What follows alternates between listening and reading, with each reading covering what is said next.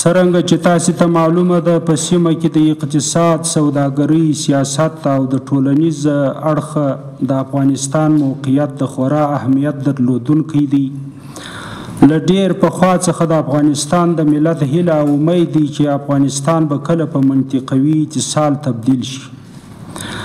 چې په دې سره به هیواد د غوره او ځواب ویونکي حمل و نقل سیستم درلودونکی او خپلو ستراتیژیکو موخو ته رسېدلی وي. د افغانستان اسلامي امارت د نظام په برقرار کېدو سره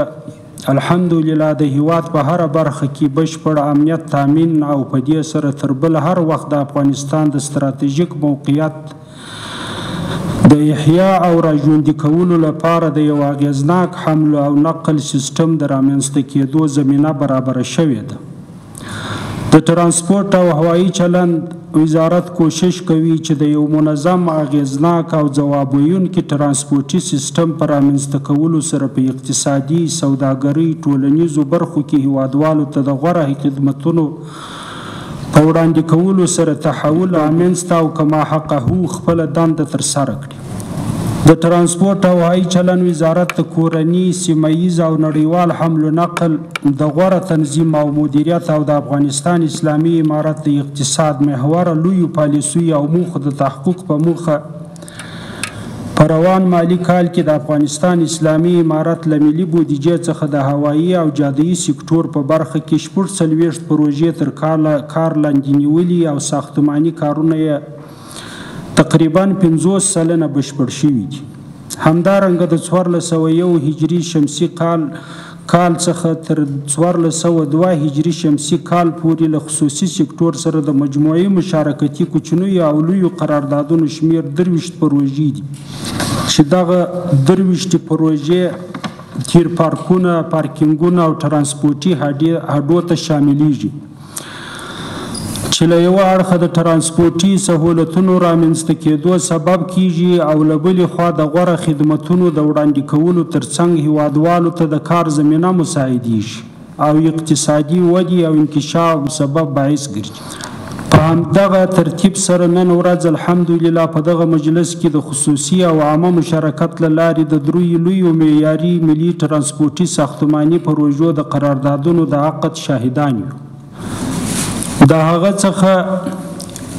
یوه یې د هرات ولایت ګذرې ولسوالۍ د مسافر وړونکو ترمینل د رغونې او اعمار پروژه ده، چې پر 1000 جریبه امارتي ځمکه باندې د څه کم 2 میلیارده افغانیو پانګونې سره جوړیږي.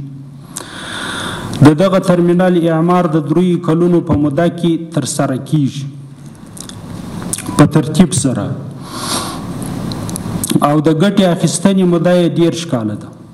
دویمه پروژه د فاریاب ولایت د عقینې بندر د تیر پارک پروژې رغونه او جوړول دي، چې پر 20 جریبه امارتي ځمکه باندې د 90 میلیونه افغانیو په پانګونې سره د خصوصي سکتور په واسطه جوړیږي.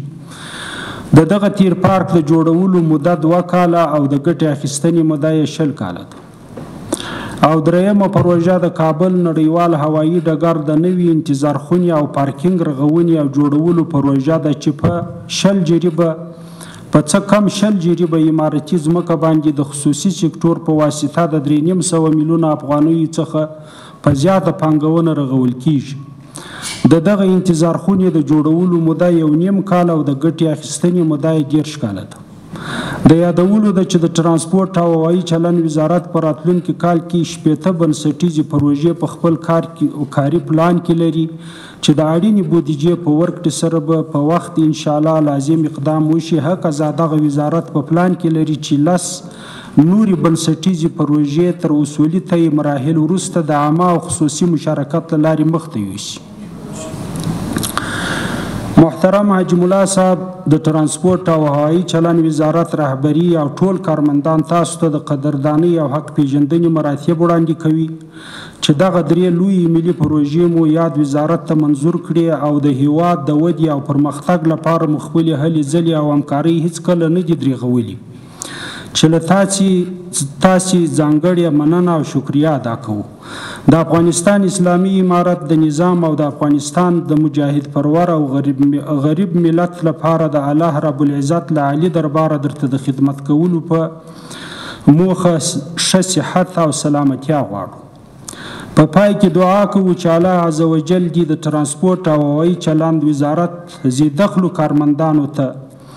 توفیق ورکړي چې د افغانستان اسلامي امارت د مشرانو په رهبرۍ سره وکولای شي چې د هوایي او ځمکني حمل و نقل یو مؤثر او ځواب ویونکی سیستم ایجاد او هیوادوالو ته د غوره ترانسپورټي خدمتونو زمینه مساعده کړي. جزاکم الله خیرا ومن الله توفیق.